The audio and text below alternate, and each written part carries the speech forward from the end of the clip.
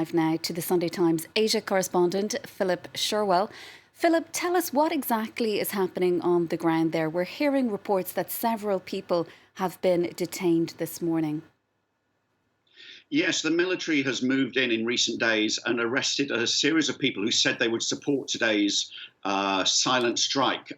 They were shop owners, they were even an astrologer, and they'd said they were not going to do business today. The military has threatened people who were supporting today's silent strike that they would be charged with counter-terrorism charges, with supporting the resistance, and could face very lengthy prison sentences. But the powerful images that are coming out from the country today on social media that we're seeing are indeed empty streets. They are images that are coming from cities across the country. People are staying home, and this is how they're planning to protest. The mass protests that we saw after the coup last year were so violently suppressed that the opposition and resistance have had to find other ways to show their opposition to this coup. And today it's by staying home. Even shop owners who've been forced to open their stores are putting up prices or closing for long lunch breaks. So, there is a very powerful message coming across today that the opposition is strong and still very, very defiant a year after the coup.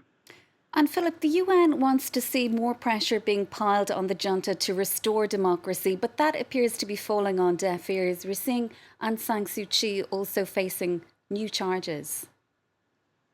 Yes, I mean the international community is making its calls as it has for the last year. Or many of the members of it in Europe and North America. The junta is digging in. Aung San Suu Kyi, the deposed leader, she's already been found guilty of some charges. She's facing a whole raft of alleged offences, nearly all clearly trumped up. She's just been charged with new offences connected with the election, which her party overwhelmingly won in November 2020, and which the military claim was the result of electoral fraud.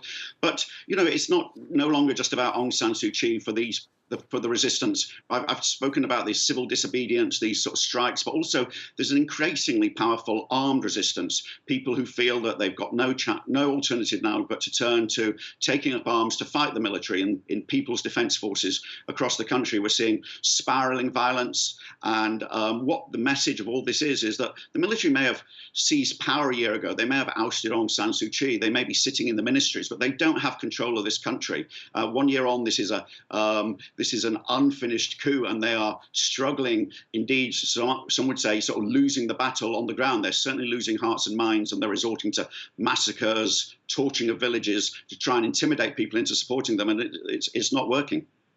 Philip Sherwell from the Sunday Times reporting there, a year on from Myanmar's military coup.